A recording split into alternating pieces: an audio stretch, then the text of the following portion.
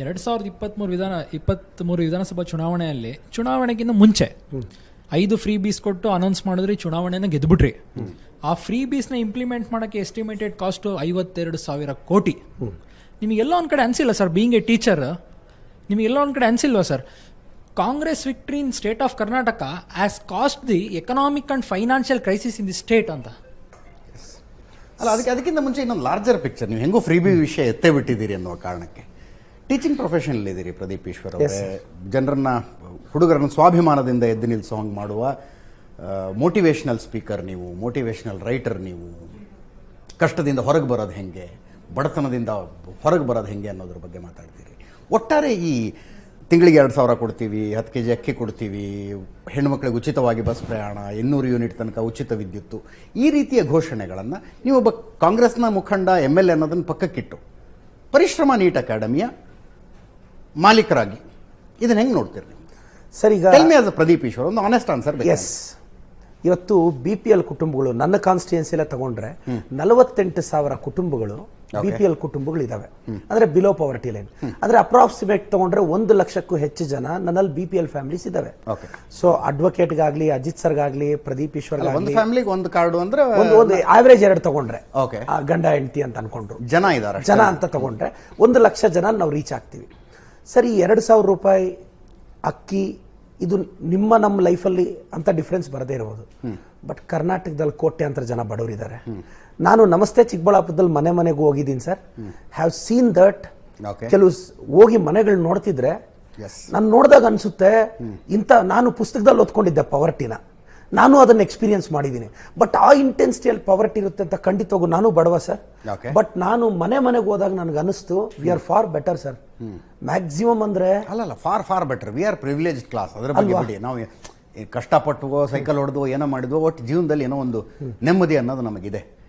ಆ ಕಷ್ಟ ಯಾರು ಕಡು ಬಡವರಿದಾರಲ್ಲ ಅವರನ್ನು ಹುಡುಕಿ ಯೋಜನೆಗಳನ್ನು ತಲುಪಿಸುವುದರ ಬಗ್ಗೆ ನಮಗೆ ಏನೂ ಅಬ್ಜೆಕ್ಷನ್ ಇಲ್ಲ. ಪರ್ಸನಲಿ ನನಗಂತೂ ಇಲ್ಲಪ್ಪ.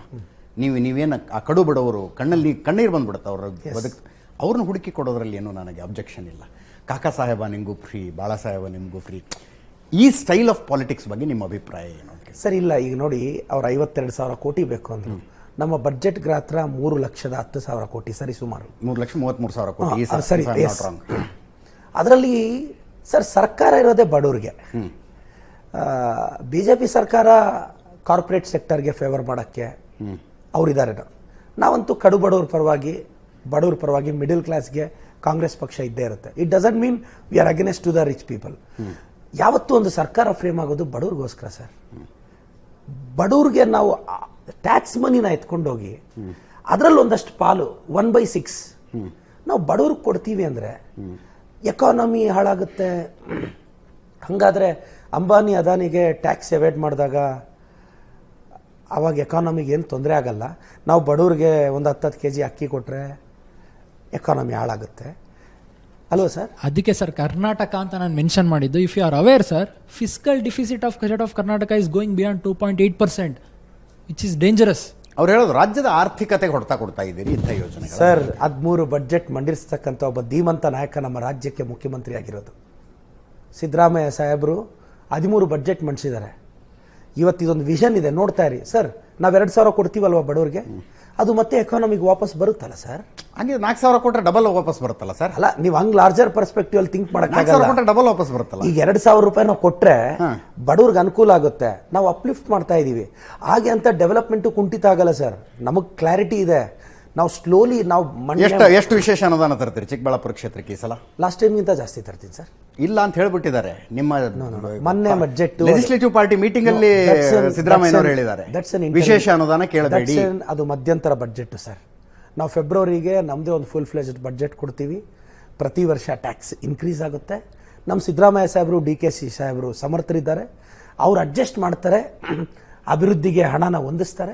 ಈಗಲೂ ನೋಡಿ, ನಮಗೆ MLA ಇಷ್ಟು ಗ್ಯಾರಂಟಿಗಳಿದ್ರು, ನನ್ನ MLA ಫಂಡ್ಗೆ ಎಲ್ರಿಗೂ 50 ಲಕ್ಷ 2 ಕೋಟಿ ಬರಬೇಕಲ್ಲ, ಅದು 50 ಲಕ್ಷನೇ ರಿಲೀಸ್ ಮಾಡಿದ್ದಾರೆ. ಸ್ಲೋಲಿ ತಗೊಳುತ್ತೆ ಸರ್. ಸರ್, ಒಂದಂತೂ ಹೇಳ್ತೀನಿ, ನಾನು ಇರ್ರೆಸ್ಪೆಕ್ಟಿವ್ ಆಫ್ ಐಡಿಯಾಲಜಿಗಳು ಏನೇನೇ ಇರ್ಬೋದು ಸರ್, ಒಬ್ಬ ಬಡವನಿಗೆ ನಿಜವಾಗ್ಲೂ ಹಸಿದವನಿಗೆ, ಅದು ಅಂಡರ್ ಕೋಟ್ಸ್, ಅದು ನಿಜವಾಗ್ಲೂ ಹಸಿದವನಿಗೆ ಅಂಡರ್ ಕೋಟ್ಸ್ ಅಂತ. ಇಲ್ಲಿ ನಾನು ಮೊನ್ನೆ BJP ಅವ್ರಿಗೆ ಹೇಳಿದ್ದು ಇಷ್ಟೇ, ಅವ್ರ ಇಶ್ಯೂಸ್ ಮೇಲೆ ರಾಜಕೀಯ ಮಾಡಲಿ. ನಮ್ಮನ್ನು ಬೈಯಕ್ಕೆ 100 ಕಾರಣ ಇದೆ. ಅದಕ್ಕೆ ಅಕ್ಕಿ, ಗೃಹಲಕ್ಷ್ಮಿ, ಗೃಹಜ್ಯೋತಿನೇ ಬೇಡ ಅನ್ನೋದು ನನ್ನ ವಾದ. ದಯವಿಟ್ಟು ಈ ಗೃಹಲಕ್ಷ್ಮಿಯಿಂದ ಬಡವ್ರಿಗೆ 2,2 ಸಾವಿರ ಹೋಗ್ತಿದೆ. ಗೃಹಜ್ಯೋತಿಯಿಂದ ವಿದ್ಯುತ್ ಫ್ರೀ ಇದೆ sir. Literally I am telling sir, ನಾನೊಬ್ಬ ಕಾಂಗ್ರೆಸ್ ಶಾಸಕ ಅನ್ನೋದು ಮಾತ್ರ ಅಲ್ಲದೆ ಹೇಳ್ತಾ ಇದ್ದೀನಿ ಸರ್. ನಾನು ಮನೆಗೂ ಹೋಗ್ತಿದ್ರೆ ನಿಜವಾಗ್ಲೂ ಹೇಳ್ತೀನಿ, ಎಷ್ಟು ಕಷ್ಟ ಇದೆ ಸರ್. ಇಲ್ಲ, ದಯವಿಟ್ಟು ಫ್ರೀ ಇದ್ದರೆ ತಾವು ಒಂದ್ಸಲ ನಮಸ್ತೆ ಚಿಕ್ಕಬಳ್ಳಾಪುರ ನನ್ನ ಜೊತೆ ಬನ್ನಿ, ಕರ್ಕೊಂಡು ಹೋಗ್ತೀನಿ ಸರ್. ನೀವು ನಮ್ಮೂರಿಗೆ ಬನ್ನಿ ಸರ್, ನಾನು ತೋರಿಸ್ತೀನಿ ಅದನ್ನ. ಅಲ್ವಾ?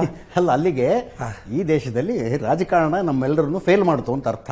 ಸ್ವಾತಂತ್ರ್ಯ ಬಂದು 75 ವರ್ಷ ಆದ ನಂತರನೂ ಬಡತನ ಹೆಂಗೆಂಗಿದೆ ಅನ್ನೋದು ನಾನು ನಿಮಗೆ ತೋರಿಸ್ಬೋದು, ನೀವು ನಮಗೆ ತೋರಿಸ್ಬೋದು ಅನ್ನೋದು. ಆದರೆ ರಾಜಕಾರಣ ಅನ್ನೋದು ಏನು ಮಾಡ್ತು ಅನ್ನೋದರ ಪ್ರಶ್ನೆ ಬರುತ್ತೆ ಸರ್. ನಮ್ಮದು 35 ಕೋಟಿ ಇರೋ ಜನಸಂಖ್ಯೆ ಏಕಾಏಕಿ 130 ಕೋಟಿ ಆಯಿತು. ಇಂಡಿಪೆಂಡೆನ್ಸ್ ಡೇ 45 ಕೋಟಿ ಈಗ ಅಲ್ವಾ? ಆಲ್ಮೋಸ್ಟ್ ಅಲ್ಲಿ ಇಷ್ಟ ಆಯಿತು. ಸೊ ಇದು ಸ್ಲೋಲಿ ನಮ್ಮ ಕಾಂಗ್ರೆಸ್ ಪಕ್ಷ ಅವತ್ತು ಗ್ರೀನ್ ರೆವಲ್ಯೂಷನ್ ತಗೊಂಡ್ಬಂತು. ಆ ಗ್ರೀನ್ ರೆವಲ್ಯೂಷನಿಂದ ಅಗ್ರಿಕಲ್ಚರ್ ಸೆಕ್ಟರ್ ಇಂಪ್ರೂವ್ ಆಯಿತು. ಇವತ್ತು ಏಮ್ಸ್ನ, ಜಿಪ್ಮರ್ನ, ಇವತ್ತು ದೊಡ್ಡ ದೊಡ್ಡ IITsನ ತಂದಿದ್ದು ನಮ್ಮ ಕಾಂಗ್ರೆಸ್ ಸರ್ಕಾರ. ಇವತ್ತು ಮೊನ್ನೆ ವರ್ಲ್ಡ್ ಬ್ಯಾಂಕ್ ಒಂದು ರಿಪೋರ್ಟ್ ಕೊಡ್ತು 2015 ಪ್ರಪಂಚದಲ್ಲೇ ಅತಿ ದೊಡ್ಡ ಪಬ್ಲಿಕ್ ವರ್ಕ್ ಪ್ರೋಗ್ರಾಮ್ ಇದ್ದರೆ ಅದು ನರೇಗಾ ಅಂತ ಹೇಳಿದ್ರು. Mahatma Gandhi national rural employment guarantee act ಅದನ್ನು 2005 ಜಾರಿಗೆ ತಂದರು. ಅದರ ಆ್ಯಕ್ಟ್ ಪಾಸ್ ಆಯಿತು. 2006 ಫೆಬ್ರವರಿ 2 ಲಾಂಚ್ ಆಯಿತು. ಅದನ್ನು ತಂದಿದ್ದು ನಮ್ಮ ಕಾಂಗ್ರೆಸ್ ಪಕ್ಷ. ಫಸ್ಟ್ ಟೆಲಿಕಾಂ ಸ್ಯಾಟಲೈಟ್ ತಂದಿದ್ದು ನಮ್ಮ ಕಾಂಗ್ರೆಸ್ ಪಕ್ಷ. ಫಸ್ಟ್ ಬಯೋಮೆಟ್ರಿಕ್ ಸೆನ್ಸಸ್ ತಂದಿದ್ದು ನಮ್ಮ ಕಾಂಗ್ರೆಸ್ ಪಕ್ಷ. ಇವತ್ತು ಎಲ್ಲ ಯೋಜನೆಗಳನ್ನ ನಾವು ತಂದಿದ್ದೀವಿ. ಅದರಿಂದ ದೇಶ ಅಭಿವೃದ್ಧಿ ಆಗ್ತಿದೆ. ಅದಕ್ಕೆ BJP ಬಂದು ಹೊಸ ಹೆಸರಿಟ್ಬಿಟ್ರೆ ಯಾವುದಕ್ಕೋಸ್ಕರ? ಫಾರ್ ಯುವರ್ ಎಕ್ಸಾಂಪಲ್, ಒಂದಲ್ಲ ತುಂಬ ಹೆಸರು ನಿಮ್ಗೆ ಓದ್ಬಿಡ್ತೀನಿ ಸರ್. ಓಕೆ, ನೀವು ದಯವಿಟ್ಟು ಇದ್ರ ಬಗ್ಗೆ, ನಮ್ಮ ಎಲ್ಲ ಆಡಿಯನ್ಸು ದಯವಿಟ್ಟು ಇದ್ರ ಬಗ್ಗೆ ಸ್ವಲ್ಪ ಅವೇರ್ನೆಸ್ ಇಟ್ಕೋಬೇಕು. ಓಕೆ, 2013 ನಮ್ಮ ಕಾಂಗ್ರೆಸ್ ಪಕ್ಷ ನಿರ್ಮಲ್ ಭಾರತ್ ಅಭಿಯಾನ್ ಅಂತ ತಂದ್ರೆ BJP ಅದನ್ನ ಸ್ವಚ್ಛ ಭಾರತ್ ಮಿಷನ್ ಅಂತಾರೆ. ಹೆಸರು ಚೇಂಜ್ ಮಾಡ್ತಾರೆ. 2013 ನಮ್ಮ ಕಾಂಗ್ರೆಸ್ ಸರ್ಕಾರ ನ್ಯಾಷನಲ್ ಅರ್ಬನ್ ಲೈವ್ಲಿಹುಡ್ ಮಿಷನ್ ಅಂತ ಇಟ್ರೆ ಇವರು ಅದನ್ನ ದೀನ್ ದಯಾಳ್ ಅಂತ್ಯೋದಯ ಯೋಜನೆ ಅಂತ ಇಡ್ತಾರೆ. 2011 ನಾವು ನ್ಯಾಷನಲ್ ಆಪ್ಟಿಕಲ್ ಫೈಬರ್ ನೆಟ್ವರ್ಕ್ ಅಂತ ಇಟ್ಟು ದೇಶದಾದ್ಯಂತ ನೆಟ್ವರ್ಕ್ ನ ಡೆವಲಪ್ ಮಾಡಿದ್ರೆ BJP ಬಂದು ಅದನ್ನ ಭಾರತ್ ನೆಟ್ ಅಂತಾರೆ. ನಾವು 2011 ನ್ಯಾಷನಲ್ ಮ್ಯಾನುಫ್ಯಾಕ್ಚರಿಂಗ್ ಪಾಲಿಸಿ ಅಂತ ದಯವಿಟ್ಟು ಓದಿ ಸರ್, ಅದನ್ನ ಇವರು ಮೇಕ್ ಇನ್ ಇಂಡಿಯಾ ಅಂತಾರೆ. ನಾವು 2011 ನ್ಯಾಷನಲ್ ಆಪ್ಟಿಕಲ್ ಫೈಬರ್ ನೆಟ್ವರ್ಕ್ ಇವರು ಭಾರತ್ ನೆಟ್ ಅಂತಾರೆ. ನಾವು ನ್ಯಾಷನಲ್ ಮ್ಯಾನುಫ್ಯಾಕ್ಚರಿಂಗ್ ಪಾಲಿಸಿ ಅಂತ 2011 ತರ್ತೀವಿ, ಇವರು ಅದನ್ನ ಮೇಕ್ ಇನ್ ಇಂಡಿಯಾ ಅಂತಾರೆ. ಸ್ವಾವಲಂಬನಾ ಯೋಜನಾ ಅಂತ ಮಾಡಿದ್ರೆ ಇವರು ಅದನ್ನ ಅಟಲ್ ಪೆನ್ಷನ್ ಯೋಜನಾ ಅಂತಾರೆ. ನ್ಯಾಷನಲ್ ಸ್ಕಿಲ್ ಡೆವಲಪ್ಮೆಂಟ್ ಪ್ರೋಗ್ರಾಮ್ ಅಂತ ನಾವು 2010 ತಂದ್ರೆ ಇವರು ಅದನ್ನ ಸ್ಕಿಲ್ ಇಂಡಿಯಾ ಅಂತ ಹೆಸರಿಟ್ಟಿರ್ತಾರೆ. ಫ್ರೀ LPG ಕನೆಕ್ಷನ್ ನಮ್ಮ ಕಾಂಗ್ರೆಸ್ ಸರ್ಕಾರ 2010 ಕೊಡ್ತು ಸರ್. ಇವರು ಅದನ್ನ ಪ್ರಧಾನ ಮಂತ್ರಿ ಉಜ್ವಲ್ ಯೋಜನಾ ಅಂತ ನಾಮಕರಣ ಮಾಡ್ಬಿಡ್ತಾರೆ. ಸರ್, ಇದು ಆನ್ ದ ಪೇಪರ್ ಇದೆ, ಗೂಗಲ್ ಹೋಗೋದಿ. ಈ ಯೋಜನೆಗಳೆಲ್ಲ ನಮ್ಮ ಸರ್ಕಾರ ತಂದ್ರೆ. ಪ್ರದೀಪೇಶ್ವರ್, ಇದೇ ಪ್ರಶ್ನೆ ಬಂದಾಗ ಐ ರಿಮೆಂಬರ್ ನರೇಂದ್ರ ಮೋದಿ ಅವರು ಇದರಲ್ಲಿ ಭಾಷಣ ಮಾಡುವಾಗ, ಅಧಿವೇಶನದಲ್ಲಿ ಭಾಷಣ ಮಾಡುವಾಗ ಒಂದು ಕತೆ ಹೇಳಿದ್ರು. 3 ಜನ ಫ್ರೆಂಡ್ಸ್ ಸೇರ್ಕೊಂಡು ಹುಲಿ ಬೇಟೆ ಆಡೋಣ ಅಂತ ಕಾಡಿಗೆ ಹೋಗ್ತಾರಂತೆ. ಬಂದೂಕಿಂದಕ್ಕೆಲ್ಲ ಜೀಪಲ್ಲಿ ಇಟ್ಕೊಂಡು ಕಾಡು ಎಂಟರಾಗಿ ಕೆಳಗಿಳಿದು ಈ ಕಡೆ ಹೋಗೋಣ ಅಂತ ಮಾತಾಡ್ಕೊಂಡು ನಿಂತಿರ್ತಾರಂತೆ. ಅಷ್ಟರಲ್ಲಿ ಹುಲಿ ಎದುರಿಗೆ ಬಂದ್ಬಿಡುತ್ತಂತೆ. ಬಂದೂಕ್ ನೋಡ್ರಿ ಜೀಪ್ ಒಳಗಿದೆ. ಒಬ್ಬ ಬಂದೂಕಿನ ಲೈಸೆನ್ಸ್ ತೋರಿಸ್ತಾನಂತೆ. ನೋಡು, ಲೈಸೆನ್ಸ್ ಇದೆ ನನ್ನ ಹತ್ರ, ಹೊಡೆದು ಬಿಡ್ತೀನಿ ನಿನ್ನ ಅಂತ. ಯೋಜನೆಗಳನ್ನು ಜಾರಿಗೆ ತರುವುದು ಬೇರೆ, ಗ್ರೌಂಡ್ ಲೆವೆಲ್ ಅನುಷ್ಠಾನ ಆಗೋದು ಬೇರೆ. ಇದೇ ಜಾಗದಲ್ಲಿ ಕೂತ್ಕೊಂಡು ಅನೇಕ ಜನ BJP ಅವರು ಇದುವರೆಗೂ ಎಷ್ಟು ಮನೆಗಳಿಗೆ ವಿದ್ಯುತ್ ಇತ್ತು, ನಾವು ಬಂದ ಮೇಲೆ ಎಷ್ಟು ಜನರಿಗಾಗಿದೆ, ಇದುವರೆಗೂ ಎಷ್ಟು ಮನೆಗಳಿಗೆ LPG ಇತ್ತು, ನಾವು ಬಂದ ಮೇಲೆ ಎಷ್ಟು ಜನರಿಗಾಗಿದೆ, ಇದುವರೆಗೂ ಎಷ್ಟು ಮನೆಗಳಿಗೆ ಕುಡಿಯೋ ನೀರಿತ್ತು, ನಾವು ಬಂದ ಮೇಲೆ ಎಷ್ಟು ಜನರಿಗಾಗಿದೆ, ಅಂಕಿ ಸಂಖ್ಯೆಗಳನ್ನು ಅವರು ಕೊಡ್ತಾರೆ. ಈ ದೇಶದಲ್ಲಿ ಇಂಪಾರ್ಟೆಂಟ್ ಏನು? ಯೋಜನೆಗಳನ್ನು ಘೋಷಣೆ ಮಾಡೋದ, ಅವನು ಜನರಿಗೆ ತಲುಪಿಸೋದ? What do you think sir? Important ಏನು? ನಮ್ಮ ದೇಶದ ಮಾಜಿ ಪ್ರಧಾನಿಗಳು ಗೌರವಾನ್ವಿತ ರಾಜೀವ್ ಗಾಂಧಿ ಅವರು ಒಂದು ಮಾತು ಹೇಳ್ತಾರೆ, development is not only about roads and dams, development is about people ಅಂತ. ನಮ್ಮ ಕಾಂಗ್ರೆಸ್ ಸರ್ಕಾರ ಪೀಪಲ್ ಸೆಂಟ್ರಿಕ್ ಆಗಿ ಹೋಗ್ತಿದೆ. ಸರ್, ನಿಮ್ಗೊಂದು ಎಕ್ಸಾಂಪಲ್ ಹೇಳ್ತೀನಿ.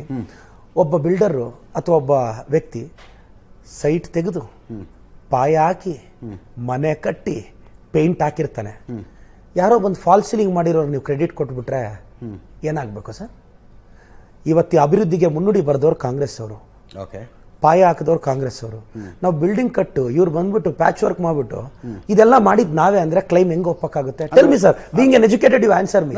ಓಟ್ ಹಾಕ್ತಾರೋ ಜನ ದಡ್ರಿದ್ದಾರೆ ಅಂತ. It's not like that sir. ಮತ್ತೆ ಚೇಂಜ್ ಅನ್ನೋದು ಹಂಗಾದ್ರೆ ಹೇಳಿ, ನೀವು ಒಪ್ಕೊಂತೀರಾ?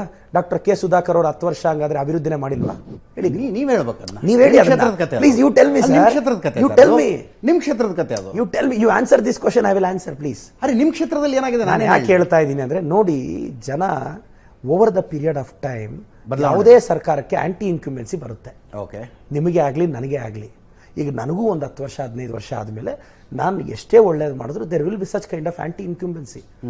ಅದು ಇಷ್ಟು ವರ್ಷಗಳಾದ ಮೇಲೆ ಒಂದು ಆಂಟಿ ಇನ್ಕ್ಯುಂಬೆನ್ಸಿ ಬರುತ್ತೆ. ಮತ್ತು ಕರೆಕ್ಟಾಗಿ 75% ವೋಟರ್ಸ್ ಕರೆಕ್ಟಾಗಿ ಪೋಲ್ ಆಗ್ತಿಲ್ಲ, ಹಾರ್ಡ್ಲಿ 80% ವೋಟ್ ಹಾಕ್ಬಿಟ್ರೆ ನಾವು ಹಬ್ಬ ಮಾಡಿಬಿಡ್ತೀವಿ. ನಾನು ಹೇಳೋದೇನು ಅಂದರೆ, ಅವರು ಮಾಡಿರೋ ಅಭಿವೃದ್ಧಿನ ಹೇಳ್ಕೊಳ್ಳಿ, ಅದು ತಪ್ಪಿಲ್ಲ. ನಾವೇನೂ ಮಾಡಿಲ್ಲ ಅಂತ ಹೇಳ್ಬಿಟ್ರೆ ಒಪ್ಪಕ್ಕಾಗುತ್ತಾ? ಇವರು ಫಾಲ್ ಸೀಲಿಂಗ್ ಮಾಡಿರೋದು, ಇನ್ನೂ ಆ ಫಾಲ್ ಸೀಲಿಂಗು ಸರಿಯಾಗಿ ಮಾಡೋಕ್ಕಾಗಿಲ್ಲ. ಓಕೆ, ಪಾಯ ಹಾಕಿ ಮನೆ ಕಟ್ಟಿದವ್ರನ್ನೂ ಜ್ಞಾಪಕ ಮಾಡ್ಕೋಬೇಕಲ್ಲ ಸರ್. ಐಡಿಯಾಲಜಿಕಲಿ ಫೈಟ್ ಮಾಡಿ ಅಂತ. ಇವತ್ತು ರಾಜಕಾರಣದಲ್ಲಿ ಐಡಿಯಾಲಜಿಕಲ್ ಫೈಟ್ ಹೋಗ್ತಿದೆ. ನಮ್ಮಂಥ ಯಂಗ್ಸ್ಟರ್ಸ್ ಏನೋ ಕನಸಿಟ್ಕೊಂಡು ಬಂದಿದ್ದೀವಿ ಸರ್ ರಾಜಕೀಯಕ್ಕೆ. ಪರ್ಸ್ನಲ್ ಟಾರ್ಗೆಟ್ಸ್ ಆಗುತ್ತೆ. ನೀವೇನಾದರೂ ಮಾತಾಡೋಕ್ಕೆ ಹೋಗಿ ವೈಯಕ್ತಿಕ ವಿಚಾರಕ್ಕೆ ಬಂದ್ಬಿಡ್ತಾರೆ. ಐಡಿಯಾಲಜಿಕಲಿ ಫೈಟ್ ಮಾಡಲಿ. ನಾನು BJP ಅವ್ರನ್ನ ಕರೆದಿದ್ದಿದೆ. ನಮ್ಮ ಮಾನ್ಯ ಮೈಸೂರು ಸಂಸದರಾದಂಥ ಪ್ರತಾಪ್ ಸಿಂಹ ಅವ್ರನ್ನ ತೇಜಸ್ವಿ ಸೂರ್ಯ ಅವರು ಮಾತಾಡ್ತಿದ್ರು. ನಾನು ಹೇಳಿದೆ, sir food corporation of India ಅವರು 9th ನಮ್ಮ ಆನರಬಲ್ CM ಪತ್ರ ಬರೆದ್ರೆ ಫುಡ್ ಕಾರ್ಪೊರೇಷನ್ ಆಫ್ ಇಂಡಿಯಾ ಅವರು ರಿಟರ್ನ್ ಲೆಟರ್ ಬರೆದಿದ್ದಾರೆ, ನಾವು ಅಕ್ಕಿ ಕೊಡ್ತೀವಿ ಅಂತ. 13th ministry of consumer affairs ಅವ್ರು ಮೀಟಿಂಗ್ ಕರೀತಾರೆ, ಕೊಡಬೇಡಿ ಅಂತ ಇನ್ಸ್ಟ್ರಕ್ಷನ್ ಹೋಗುತ್ತೆ. You know how government works. ಅವ್ರು ನಿಲ್ಲಿಸ್ತಾರೆ. ಪತ್ರ ಯಾಕೆ ಬರೆದ್ರಂತೆ? ಪ್ರತಾಪ್ ಸಿಂಹ ಅವ್ರು ಹೇಳ್ತಾರೆ, food corporation of India godown ಇದ್ದಂಗೆ. ಗೋಡನ್ಗೆ IAS ಆಫೀಸರ್ ಚೀಫ್ ಆಗಿರ್ತಾರೆ. ಗೋಡನ್ಗೆ ಪಾರ್ಲಿಮೆಂಟ್ ಆಕ್ಟ್ ಅಲ್ಲಿ ಗೋಡನ್ ಯಾರಾದರೂ ಮಾಡ್ತಾರಾ? ಓಕೆ, ಗೋಡನ್ನ ಪಾರ್ಲಿಮೆಂಟ್ ಆಕ್ಟ್ ಅಲ್ಲಿ ಅದಕ್ಕೊಂದು IAS ಆಫೀಸರ್ ಇಟ್ಟು ಅದಕ್ಕೆ ಡಿಸಿಷನ್ ಮೇಕಿಂಗ್ ಪವರ್ ಕೊಡ್ತಾರಾ? ನಾನು ಅವ್ರಿಬ್ರಿಗೂ ಕರೆದೆ. So politics, pure politics sir. ನಾನು ಹೇಳೋದು ಬೇರೆ ವಿಚಾರದಲ್ಲಿ ಮಾನ್ಯ ಪ್ರತಾಪ್ ಸಿಂಹ ಅವ್ರನ್ನ, ಮಾನ್ಯ ತೇಜಸ್ವಿ ಸೂರ್ಯ ಅವ್ರನ್ನ, ಅವರು ಯಂಗ್ಸ್ಟರ್ಸ್ ಇಟ್ಕೊಂಡಿದ್ದಾರೆ. ಅವರು ಏನೋ ಮಾಡಬೇಕು ಅಂತ ರಾಜಕೀಯಕ್ಕೆ ಬಂದಿದ್ದಾರೆ. ಐಡಿಯಾಲಜಿಕಲಿ ಫೈಟ್ ಮಾಡಿ ಸರ್. ಇಂಥದ್ರ ಬಗ್ಗೆ ಯಾಕೆ ರಿಯಾಕ್ಟ್ ಆಗ್ತೀರಾ? ಅವ್ರಿಗೆ ಫ್ಯಾಕ್ಟ್ ಗೊತ್ತಿಲ್ವಾ? ಬೇಕು ಅಂತ ಕೇಂದ್ರ ಸರ್ಕಾರ ಅಕ್ಕಿ ನಿಲ್ಸಿರೋದು. ಅಕ್ಕಿ ಮನೆ ಮನೆಗೂ ತಲುಪಿದ್ರೆ ಲೋಕಸಭೆ ಬಿಜೆಪಿ ಅವರು ಪ್ರಶ್ನೆ ಕೇಳ್ತಾರಲ್ಲ, ನಮ್ಮನ್ನ ಕೇಳಿ ನೀವು ಆಶ್ವಾಸನೆ ಕೊಟ್ಟಿದ್ರ? ಅವ್ರು ಯಾರು ಸರ್ ಕೇಳಕ್ಕೆ? ಅರೆ ನೀವು ನಾಳೆ ಫೆಡರಲ್ ಸಿಸ್ಟಮ್ ಅಲ್ಲಿ ಸೆಂಟ್ರಲ್ ಗವರ್ಮೆಂಟ್ ಇಂದ ಅಕ್ಕಿ ಬರುತ್ತೆ, ನಾವು ನಿಮ್ಗೆ 10 kg ಅಕ್ಕಿ ಕೊಡ್ತೀವಿ ಅಂತ ಭಾಷೆ ಕೊಟ್ಟಿದ್ರು. ಕಾನ್ಸ್ಟಿಟ್ಯೂಷನ್ ಅಲ್ಲಿ ಬರ್ದಿದ್ಯಾ BJP ಅವ್ರನ್ನ ಕೇಳಿ ನೀವು ತೀರ್ಮಾನ ತಗೊಳ್ಳಿ ಅಂತ? ಅಂದ್ರೆ ನೀವು ಈಗ ಈ ಇಯರ್ ಎಂಡಿಗೆ 5 ರಾಜ್ಯದಲ್ಲಿ ವಿಧಾನಸಭಾ ಚುನಾವಣೆ ಇದೆ. ಕರ್ನಾಟಕದ ಗೆಲುವು ಎಲ್ರಿಗೂ ಒಂದು ಪಾಠ. ಇದು ಹಿಂಗ್ ಕೊಡೋದ್ರಿಂದ ಗೆಲ್ಲಬಹುದು ಅಂತ. ಇನ್ನೊಂದು ರಾಜ್ಯದಲ್ಲಿ ನಾವು 20 kg ಅಕ್ಕಿ ಕೊಡ್ತೀವಿ ಗೆದ್ರೆ ಅಂತಾರೆ. ಸೊ ಕೊಡುವ ಜವಾಬ್ದಾರಿ, ದುಡ್ಡು ಕೊಡ್ತೀವಿ, ಅಕ್ಕಿ ಕೊಡುವ ಜವಾಬ್ದಾರಿ ಕೇಂದ್ರ ಸರ್ಕಾರದ್ದು. ಸರ್, ನಾವು ಈ ಮ್ಯಾನಿಫೆಸ್ಟೋನ ಬಿಟ್ಟಾಗ BJP ಅವರು ಮ್ಯಾನಿಫೆಸ್ಟೋ ಮಾಡ್ತಿದ್ರಲ್ಲ, ಅವರು ಡಿಕ್ಲೇರ್ ಮಾಡಬೇಕಾಗಿತ್ತು. ನಾವೇನ್ ಬೇಡ ಅಂದಿದ್ವಾ? ನಾವೇನ್ ಕೇಳ್ಕೊಂಡಿದ್ವಾ? It's not like that. Because there kind of politics. ಅವ್ರದ್ದು ಇಲ್ಲಿ BJP ಅವ್ರನ್ನ ಕೂಡಿಸ್ಕೊಂಡು ಇದೇ ವಾದ ನಾನು ಮಾಡಿದ್ದೀನಿ. BJP ಅವ್ರು ಬಂದಾಗ ಇದೇ ವಾದ ನಾನು ಮಾಡ್ತೀನಿ. ನನ್ನ ಪ್ರಶ್ನೆ ಇಷ್ಟೇ, 10 kg ಅಕ್ಕಿ ಕೊಡ್ತೀನಿ ಅಂತ ಘೋಷಣೆ ಮಾಡುವಾಗ ಕೇಂದ್ರ ಸರ್ಕಾರವನ್ನು ಕೇಳಿದ್ರಾ ಅಂತ ಒಂದು ಪ್ರಶ್ನೆ ಬರುತ್ತೆ BJP ಅವರಿಂದ. ಫಸ್ಟ್ ಬಡವರಿಗೆ ಅಕ್ಕಿ ಕೊಡಬೇಕು ಅಂತ ತೀರ್ಮಾನ ಮಾಡಿದ್ದೆ ನಮ್ಮ ಕಾಂಗ್ರೆಸ್ ಸರ್ಕಾರ. ಫುಡ್ ಸೆಕ್ಯೂರಿಟಿ ಆಕ್ಟ್ ನ ಫಸ್ಟ್ ತಂದಿದ್ದೆ ನಾವು. ಆವತ್ತು ಫುಡ್ ಸೆಕ್ಯೂರಿಟಿ ಆಕ್ಟ್ ಅಲ್ಲಿ ನಾವೇನ್ ಹೇಳಿದ್ವಿ, 65% ಆಫ್ ದ ಪೂವರ್ ಪೀಪಲ್ಗೆ ಅಕ್ಕಿ ಕೊಡಬೇಕು ಅಂತ ನಾವು ತೀರ್ಮಾನ ತಗೊಂಡಿದ್ರೆ, BJP ಸರ್ಕಾರ ಬಂದು ಶಾಂತಾರಾಮ್ ಕಮಿಟಿನ ಹಾಕುತ್ತೆ, 40% ಇಳಿಸುತ್ತೆ. ಯಾಕೆ? ಬಡವ್ರ ಮೇಲೆ ಇವರು ಕಾಳಜಿನೇ ಇಲ್ವಾ? 40% ಯಾಕೆ ಇಳಿಸುತ್ತೆ ಸರ್? ಹಂಗಾದ್ರೆ ಬಡತನ ಕಡಿಮೆ ಆಗಿದ್ಯಾ ಅಂತನಾ? Whether they have a report? Shantaram ಕಮಿಟಿನ ಅಕ್ಸೆಪ್ಟ್ ಮಾಡಿದ್ರು. ಪ್ರದೀಪ್, ನೀವು ಕೇಂದ್ರ ಸರ್ಕಾರವನ್ನು ದಾಳಿ ಮಾಡುವಾಗ ರಾಜ್ಯ ಸರ್ಕಾರವನ್ನು ಇದಕ್ಕೆ ಸಿಲುಕಿಸ್ತೀರಿ. ಯಾಕಂದ್ರೆ ಈಗ ನಮ್ಮ ಆಹಾರ ಮತ್ತು ನಾಗರಿಕ ಸರಬರಾಜು ಸಚಿವರು BPL ಕಾರ್ಡ್ದಾರರ ಪಟ್ಟಿ ಪರಿಷ್ಕರಣೆ ಮಾಡೋದಕ್ಕೆ ನಿಂತಿದ್ದಾರೆ. ಹೊಸ ಕ್ರೈಟೀರಿಯಾ ತಂದಿದ್ದಾರೆ. ಹಾಗಾದ್ರೆ ಕರ್ನಾಟಕದಲ್ಲಿ ಬಡವರ ಸಂಖ್ಯೆ ಕಡಿಮೆ ಆಗಿದೆಯಾ ಸರ್? ನಿಮ್ಮ ಹತ್ರ ಕಾರ್, ನಾವೆಂತಿಂತ ಕ್ರೈಟೀರಿಯಾ? ಸರ್ ನಿಮ್ಮ ಹತ್ರ ಬೆನ್ಸ್ ಕಾರ್ ಇದೆ, ನೀವು ಬಡವರಾ? ಹಂಗೆ ಕೇಂದ್ರ ಸರ್ಕಾರ ಮಾಡಿದ್ರೆ ತಪ್ಪು ಅಂತೀರಾ? No yes. On what criteria? Please go and read the Shantaram committee. ನಾನು ಯಾಕೆ ಹೇಳ್ತೀನಿ ಅಂದ್ರೆ, ಇವರು ಪ್ರೋ ಪುವರ್ ಇಲ್ಲ. ನಾನು ಹೇಳ್ತಾ ಇರೋದು we are pro poor.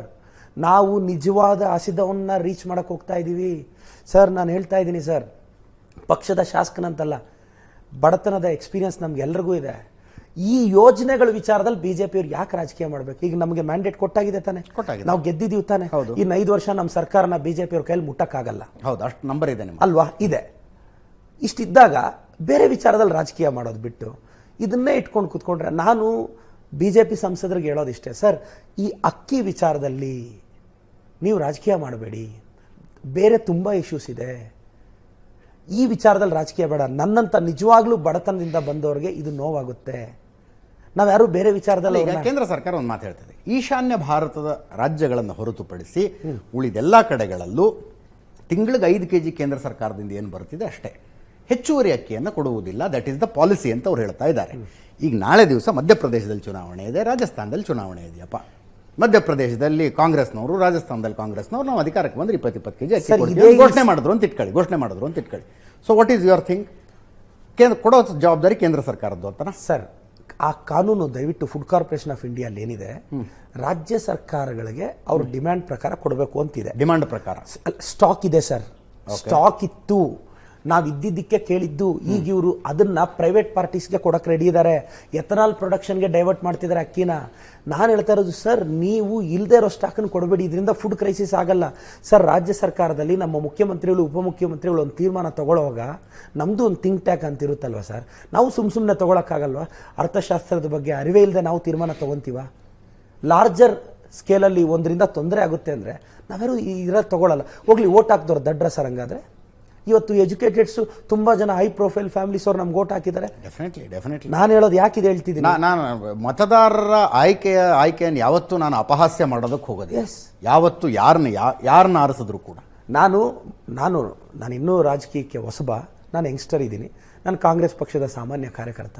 B J ಪಿಯಲ್ಲೂ youngsters Pratap Simha ಅವರು, ತೇಜಸ್ವಿ ಸೂರ್ಯ ಅವರು, ನಾನು ಹೇಳ್ತಾ ಇರೋದಿಷ್ಟೇ, ಇಶ್ಯೂಸ್ ಮೇಲೆ ಮಾತಾಡಿ ಸರ್. ಈ ಯೋಜನೆಗಳ ಮೇಲೆ ನಿಮಗೂ ಗೊತ್ತು, ಇದು ಪ್ರತಾಪ್ ಸಿಂಹ ಅವರ ಆಂತರ್ಯದಲ್ಲಿ ಅವ್ರಿಗೂ ಗೊತ್ತು, ತೇಜಸ್ವಿ ಸೂರ್ಯ ಅವ್ರಿಗೂ ಗೊತ್ತು, ಇದು ಬೇಕು ಅಂತ.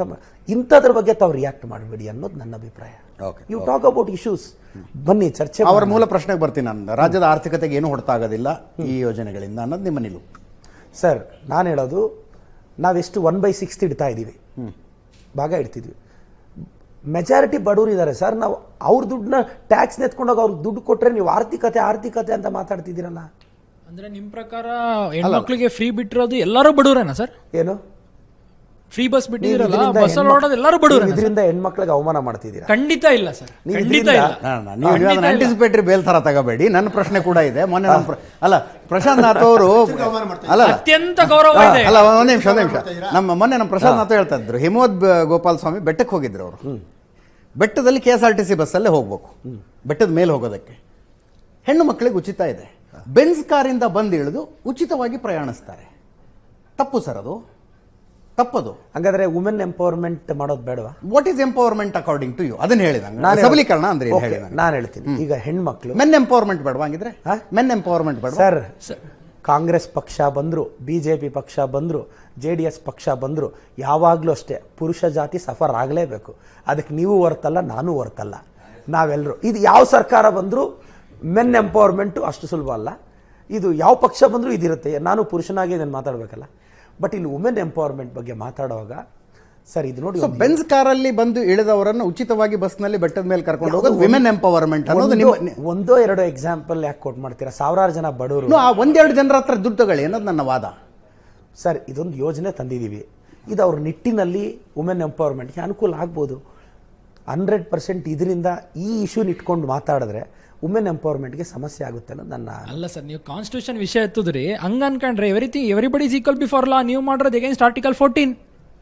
Both men and women are equal before law. See sir, we the people of India having Advocate Sabre, look at here. We the people of India having solemnly resolved to constitute India into sovereign, socialist, secular, democratic republic 1976 ಅಲ್ಲಿ 42nd amendment ಅಲ್ಲಿ ನಾವು secular ಪದನ add ಮಾಡಿದ್ವಿ. Article 14 ಹೇಳುತ್ತೆ equality before law and equal protection of law. ಎರಡನೇಲೇನು ನೀವು ಹೇಳ್ಬೇಕಲ್ಲ. Article 14 not only equality before law, equal protection of law. Article 14 ಸಾಹೇಬ್ರೆ ದಯವಿಟ್ಟು 2 ಪಾಯಿಂಟ್ಸ್ ಇದೆ, ಮತ್ತೊಮ್ಮೆ ಓದ್ಕೊಂಡು ಪ್ರಶ್ನೆ ಕೇಳಿ. We are going with the second line. Women empowerment ಅದು ಎಷ್ಟರ ಮಟ್ಟಿಗೆ ಆಗುತ್ತೋ ಕಾಲ ನಿರ್ಧಾರ ಮಾಡಬೇಕು. ಲೋಕಸಭಾ ಚುನಾವಣೆಗಂತೂ ಹೆಲ್ಪ್ ಆಗುತ್ತೆ ನಮಗೆ ಸರ್. ಹೆಲ್ಪ್ ಆಗಬೇಕಾಗಿರೋದು ಲೋಕಸಭೆ ಚುನಾವಣೆಗಲ್ಲ, ಅದು ಬಿಡಿ. ಈ ಮಾತು ಕೇಳಕ್ ಚಂದ ಇರುತ್ತ್ರಿ. ಲೋಕಸಭಾ ಚುನಾವಣೆ ಕಾಂಗ್ರೆಸ್ಸು BJPಗಿಂತ ಅಪ್ಪರ್ ಹ್ಯಾಂಡ್ ಆಗಬೇಕು ಅಂದ್ರೆ ಈ 5 ಗ್ಯಾರಂಟಿಗಳು ಎಫೆಕ್ಟಿವ್ ಆಗಿ ಜಾರಿಗೆ ಬರಬೇಕು. ಅದು ರಾಜಕೀಯ ಲೆಕ್ಕಾಚಾರ. ಇದೇ 5 ಗ್ಯಾರಂಟಿಗಳನ್ನ BJP ಅವರು ಕೊಟ್ಟರೆ ನಾವೇನು ಬೇಡ ಅಂತಿದ್ವಾ? ಅವರು ಅಡ್ವಾಂಟೇಜ್ ತಗೋಬೋದಾಗಿತ್ತಲ್ಲ. ಪ್ರದೀಪ್ ಈಶ್ವರ್ ಅವರ 2 ವೇ. ಒಂದು, ನಾವು ಉಚಿತ ಭಾಗ್ಯಗಳನ್ನು ಕೊಡುವ ಮೂಲಕ ಎಂಪವರ್ಮೆಂಟ್ ತರ್ತೀವಿ ಅಂತ. ಇನ್ನೊಂದು ವೇ, ಅಪಾರ್ಚುನಿಟಿಗಳನ್ನು ಸೃಷ್ಟಿಸುವ ಮೂಲಕ ಎಂಪವರ್ಮೆಂಟ್ ತರ್ತೀವಿ ಅಂತ. ನಮ್ಮದು 2ನೇ ವೇ ಅನ್ನೋದು ಅವ್ರದ್ದು ನಂಬಿಕೆ ಅಪ್ಪ, BJP ಅವ್ರದ್ದು. BJP ಅಂದರೆ ಗೊತ್ತಿಲ್ಲ, ಮಧ್ಯಪ್ರದೇಶದಲ್ಲಿ ಅವರು 1,500,000 ಕೊಡ್ತಿದಾರಂತೆ ಹೆಣ್ಮಕ್ಳಿಗೆ. ಅವ್ರದ್ದು 2ನೇ ವೇ, ಅವಕಾಶಗಳನ್ನು ಸೃಷ್ಟಿಸುವ ಮೂಲಕ ನಾವು ಎಂಪವರ್ ಮಾಡ್ತೀವಿ ಸರ್. ಇದು ಟ್ರೂಲಿ ಪುವರ್ಗೆ ನೋಡಿ ಸರ್, ಇದು ಮಿಡಲ್ ಕ್ಲಾಸ್ ಅವ್ರಿಗೆ ನೀವು ಅವಕಾಶಗಳು ಕೊಟ್ಟು ಎಂಪವರ್ ಮಾಡ್ಬೋದು ಸರ್. ಪಾಪ 10th ಡಿಸ್ಕಂಟಿನ್ಯೂ ಆಗುತ್ತೆ, PUC ಡಿಸ್ಕಂಟಿನ್ಯೂ ಆಗಿರುತ್ತೆ, ಸ್ಟಡೀಸ್ ಇರಲ್ಲ, ಇಲ್ಲಿಟ್ರೆಸಿ ಇರುತ್ತೆ. ಅಂಥವ್ರನ್ನೆಲ್ಲ ಸಡನ್ನಾಗಿ ಆಪರ್ಚುನಿಟಿ ಕೊಟ್ಟು ಮೇನ್ ಸ್ಟ್ರೀಮಿಗೆ ತರೋದು ಭಾಳ ಕಷ್ಟ ಸರ್. ಈ ಯೋಜನೆಗಳು ನಾವು ಯಾರಿಗೆ ಕೊಡ್ತಾ ಇದ್ದೀವಿ ಸರ್? ನೋಡಿ, ಇನ್ನೊಂದು ನೀವು ಗಮನಿಸಬೇಕು ಸರ್, ಈ ಯೋಜನೆಗಳು ಅಕ್ಕಿ ಕೊಡುವಾಗ, ಈ ಗೃಹಲಕ್ಷ್ಮಿ ಕೊಡುವಾಗ ಕಳೆದ ಕೆಲ ತಿಂಗಳಿಂದ ಯಾರು ಬಳಸ್ತಿದ್ದಾರೆ ಇದನ್ನೆಲ್ಲ ಗುರುತಿಸೇ ಕೊಡ್ತಿದ್ದೀವಿ ಸರ್. ನಾವು ಅಬ್ರಪ್ಟಾಗಿ ಏನು ಡಿಸ್ಟ್ರಿಬ್ಯೂಟ್ ಮಾಡ್ತಿಲ್ಲ ಸರ್. ನಾವು ಇದನ್ನೊಂದು ಸಿಸ್ಟಮ್ಯಾಟಿಕ್ ಆಗೇ ಮಾಡ್ತಿದ್ದೀವಿ.